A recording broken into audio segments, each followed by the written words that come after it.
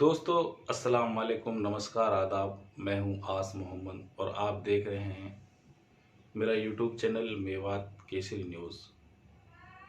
दोस्तों आज हम बात करेंगे मेवात में जो प्रेम के नाम पर हत्याएं हो रही हैं या सुसाइड कर रहे हैं प्रेमी जोड़े, तो मेवात कहां जा रहा है उसके लिए हम बात करेंगे। आपको बताएंगे कि पिछले एक हफ्ते में जो मेवात के अंदर ये दो मामले हुए हैं, शकुनत कांड और दूसरा रोहित और संजू कांड।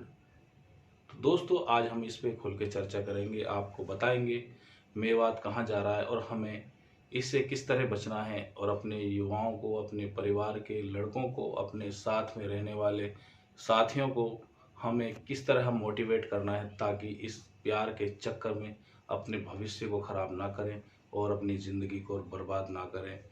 आज हम पूरे तरीके से इस पे फोकस करें तो ये हमें कहाँ ले जा रहा है। आपके सामने अभी पिछले एक हफ्ते में ये दो कांड हुए हैं, तो आपको पता चल गया होगा आखिर इस अंधे प्यार की कीमत किस तरह चुकानी पड़ती है। दोस्तों इस मामले में हम और आगे बढ़ें इससे पहले आप हमारे चैनल को लाइक करें, सब्सक्राइब करें ताकि ऐसी अपडेट आपको मिलती रहें और ऐसी ताज़ा खबर आपको हमारे के माध्यम से मिलती रहें। तो आप दोस्तों अभी हमारे चैनल को लाइक करें और फिर आगे देखते रहें हमारी इस खबर को। जिस तरह शकुनत ने अपने एक प्रेमी पर शादीशुदा होते हुए भी एक प्रेमी के साथ प्रेम करके उस पर भरोसा किया और उसको पता भी नहीं था कि वो प्यार उसे आखिर मौत की नींद में सुला देगा, लेकिन उसने फिर भी आंख बंद कर कर उस पर भरोसा किया।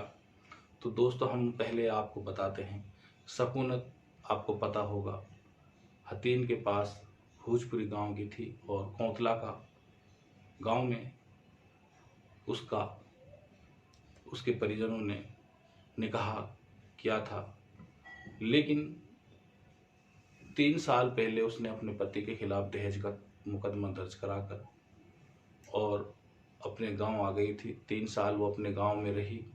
अपने मायके में 3 साल रहने के बाद उसने अपने पति के खिलाफ दहेज का मुकदमा दर्ज कराया, लेकिन बिरादरी तौर पर जो बताया गया है, जो सूत्रों से पता चला है, बिरादरी तौर पर वो फैसला हो गया और उसको लगभग 3 महीने पहले ही उसके ससुराल में भेज दिया गया था। उसके पति के पास आने के बाद शकुनत अपने एक प्रेमी के साथ, जिस दौरान वो गांव में रह रही थी 3 सालों में, उसके साथ उसके प्रेम संबंध बन गए थे, उसके साथ वहाँ पे आई और उससे लगातार संपर्क में रही। दोस्तों जैसे हमें पता चला है, जैसे छानबीन हुई है, पुलिस ने भी छानबीन की है इस मामले को लेके, शकुनत अपने प्रेमी जो लड़का बीसरू का है उस पर लगातार शादी के लिए दबाव डाल रही थी, जबकि उसके 3 बच्चे हैं। लगभग 12-13 साल की उसकी बड़ी लड़की है और छोटे बच्चे भी हैं। और एक उसका जो लड़का था वो उसकी डेड बॉडी के पास ही मिला था, सबने देखा था वो भी। शकुनत लगातार जब अपने प्रेमी पर दबाव डाल रही थी तो उसका प्रेमी बड़े ही मानसिक दबाव में आकर ऐसे ही एक दिन अपने दोस्तों के साथ ये बातें शेयर करता है और कहता है कि मुझे एक चंगुल में फंस गया हूँ और इससे कैसे भी तरह मुझे इससे निकलवाओ। तो वहीं पर वहाँ पे बैठे एक दोस्त ने कहा कि मैं तुम्हें यहाँ से निकलवा दूंगा, बताओ क्या करना है। तो उन्होंने वहीं बैठकर प्लानिंग रची, योजना बनाई कि मेरी एक प्रेमिका है और मुझ पर वो शादीशुदा है, 3 बच्चों की माँ है, मुझ पर शादी करने का दबाव डाल रही है, तो मुझे उसे अपने रास्ते से हटाना है और उसके लिए मैं 50,000 रुपये खर्च भी कर सकता हूँ। लेकिन जब ये बात वो अपने एक दोस्त को बता रहा था तभी दूसरा लड़का भी वहाँ पे खड़ा था, वो भी उसकी बात सुन रहा था। तो उसने भी कहा कि हम भी आपकी इस योजना में शामिल हो जाएंगे, कोई नहीं, आपको जिस दिन ज़रूरत पड़े हमें बता देना। तो दोस्तों उस लड़के ने, शकुनत के प्रेमी ने फ़ोन करके कहा कि हाँ मैं उस दिन तुम्हें लेने आ जाऊँगा। और वो उस दिन, जिस दिन हत्या हुई थी, उस दिन सकूनत को लेकर बाइक पर कई जगह उसको घुमाया फिराया और रात को जो जगह दोस्तों को उन्होंने बताई थी वहाँ पर आ गए। वहाँ पे आने के बाद उन्होंने जिस तरह योजना बनाई थी, तो योजना जो हमें पता चला है उसकी योजना ये थी कि उसके गले को काटकर उसे मार दिया जाएगा, ताकि रात के समय में किसी को पता ना चले और उसकी डेड बॉडी को फेंक दिया जाएगा। लेकिन जब वो सकूनत को वहाँ जंगलों में लेकर आया, गुबराड़ी और बीसरू के जंगलों में रात को, तो वहाँ पे पहले से ही उसके 2 दोस्त मिले और जो इसका तथाकथित जो भतीजा था सकूनत का, वो भी वहाँ पे पहुँच गया। तो जब दोस्तों वहाँ पे पहुँचा तो उन्होंने सबसे पहले एक पतरी होती है, आरी होती है छोटी लोहे काटने की, उस आरी से उसके गला काटने की योजना बनाई। लेकिन जब वो यार उसको पकड़ के और आरी उसके गले पर चलाने लगे तो सकूनत ने उस आरी को हाथ से पकड़कर तोड़ दिया। लेकिन फिर उन्होंने जब आरी से काम नहीं हुआ तो एक ब्लेड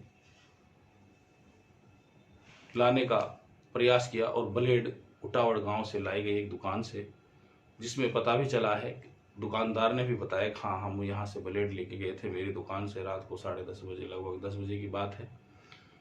तो फिर ब्लेड लाने के बाद एक बंदा बाइक से गया और ब्लेड लेकर आया। तब तक सकूनत को वो दबा के बैठे रहे और उस दौरान वो चिल्लाई भी, आवाज़ भी करी। हालांकि अब तो कई लोगों ने कहा है कि उस टाइम जब आवाज़ भी सुनी थी उसके रोने की, चिल्लाने की हमने, लेकिन कोई गया नहीं वहाँ पे, ऐसा हमने सुना है, बताया भी है लोगों ने।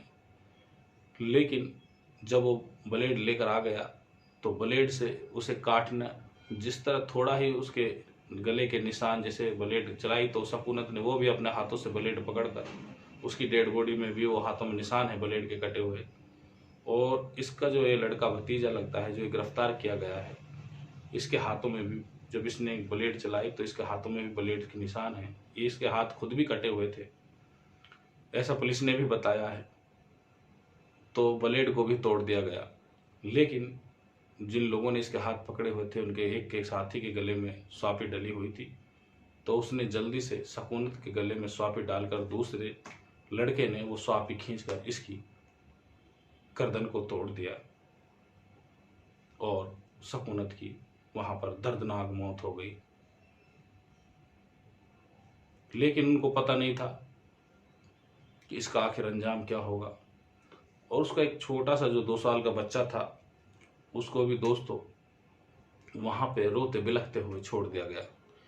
लेकिन जब पता चला कि उस बच्चे को वहां क्यों छोड़ा, तो उन्होंने बताया अगर हम बच्चे को अपने साथ ले जाते तो हमें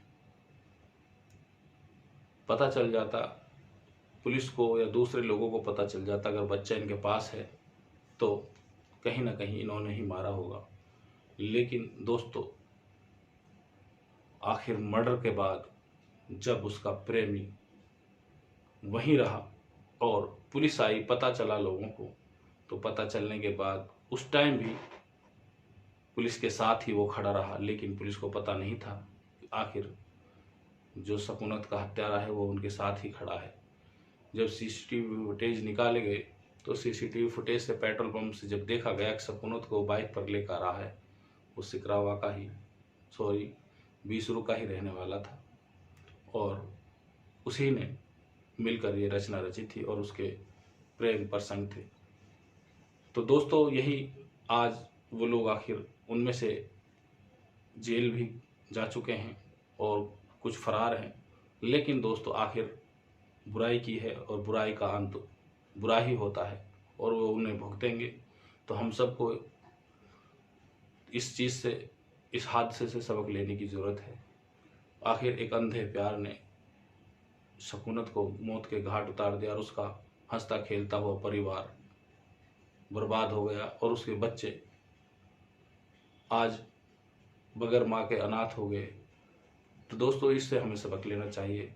और ऐसा ही एक मामला भी कल देखा आपने, जैसे पता चला है एक संजू और रोहित नाम के दो प्रेमी अमेज़न कंपनी में निबोट में काम करते थे। लड़का रोहित जो कोट गांव पलवल जिले का रहने वाला है और लड़की जवा गांव जो कि फरीदाबाद डिस्ट्रिक्ट में है वहां की रहने वाली थी। दोनों एक ही समाज के हैं, दोनों में प्यार हो जाता है। दोस्तों, जो रोहित नाम का लड़का है वो शादीशुदा है और उसके एक बच्चा है। उसे जब संजू नाम की लड़की से प्यार हो गया, अपने समाज की एक लड़की थी संजू, उसी से प्यार हो जाता है और उसके साथ वो काम करती है। वो घर वालों को, जैसा हमें बताया है, लड़की के फूफा ने हमें बताया है, लड़की को कई बार उसके साथ देखा गया तो रोकने की कोशिश की लेकिन वो नहीं माने। लड़के ने तो यहाँ तक भी कहा है, उसने अपने परिवार वालों को कहा है कि मैं संजू को अपने साथ लेके रखना चाहता हूँ, शादी करना चाहता हूँ, लेकिन उसके घर वालों ने कहा कि आप शादीशुदा हो और हमारे समाज में इस तरह दो दो बीवी नहीं रख सकते। तो उसने हमेशा संजू को साथ रखने के लिए, उससे शादी करने के लिए अपने दिल में जो बात थी उसको पूरी तरह गहराई के साथ संभाल लिया उस बात को और उससे शादी करने का पूरा मन बना लिया। तो 4 अक्टूबर को दोस्तों क्या हुआ, रोहित संजू को लेकर बाइक से फरार हो जाता है। पता चलता है घर वालों को भाई उसकी शादी हुई है और वो संजू को लेकर फरार हो गया है। तो रोहित जब 4 अक्टूबर को फरार हो गया, घर से लापता हो गया, तो घर वालों ने पुलिस को रिपोर्ट की है निबोट चौकी में। चौकी में रिपोर्ट करने के बाद जब पुलिस को कहीं भी पता नहीं चला, उनके फ़ोन नंबर भी लोकेशन ट्रेस की गई लेकिन कहीं भी उनके फ़ोन से कांटेक्ट नहीं हो पाया। दोस्तों, तो बड़े ही एक अजीब तरीके की बात हुई। 7 अक्टूबर को रात को 3 बजे संजू के फ़ोन पर जब उसके परिजन फ़ोन लगाते हैं तो उस पर घंटी जाती है रात को 3 बजे दोस्तों। तो वो फ़ोन जिसे घर वाले उस नंबर पर फ़ोन करते हैं तो पुलिस को बताते हैं कि उसके नंबर पे घंटी जा रही है, तो आप इसे देखें, इसे ट्रेस करें। तो दोस्तों, जब पुलिस उस नंबर पर फ़ोन करती है तो उस पर बेल बजती है। बेल बजने के बाद क्या होता है दोस्तों, पुलिस वहाँ पहुँचती है।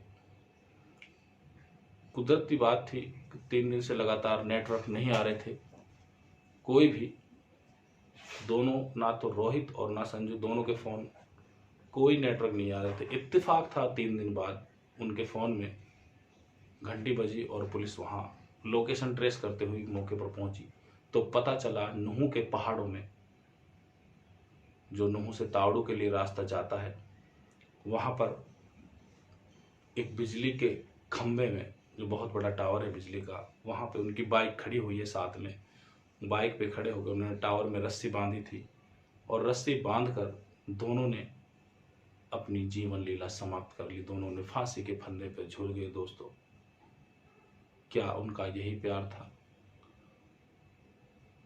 क्या अब इस प्यार को क्या नाम दें दोस्तों, क्या कहें? लेकिन अब सामने तो सिर्फ एक ही बात आ रही है कि दोनों ने प्यार में अंधा होकर अपनी जीवन लीला समाप्त कर ली। क्या प्यार यही कहता है कि अपनी ज़िंदगी ख़राब कर लो, अपनी ज़िंदगी ख़त्म कर दो? क्या उन्होंने नहीं सोचा कि हम अपनी ज़िंदगी को संवारें, अपनी ज़िंदगी जिएं, जो ज़िंदगी हमें मिली है इसका ख्याल करें? तो दोस्तों, पुलिस दोनों के शव को लेकर नुहू पहुंच गई और उनका पोस्टमार्टम कराया है, परिजनों को सौंप दिया है दोनों का। लेकिन क्या हुआ, अंत में दोनों की जान चली गई।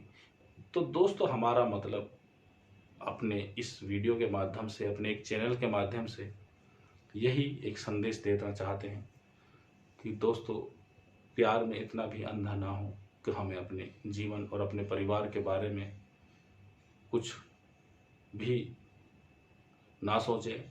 हमें अपने सब चीज़ और सब परिवार के बारे में सोचना चाहिए, हमें अपनी ज़िंदगी के बारे में सोचना चाहिए। तो दोस्तों, हम ऐसे ही आपको सारी जो घटनाएं हैं बताते रहेंगे, ऐसी जानकारी आपको देते रहेंगे। उससे पहले आप हमारे चैनल को लाइक करें, हमें सब्सक्राइब करें और हमें सपोर्ट करें। बहुत बहुत धन्यवाद, शुक्रिया।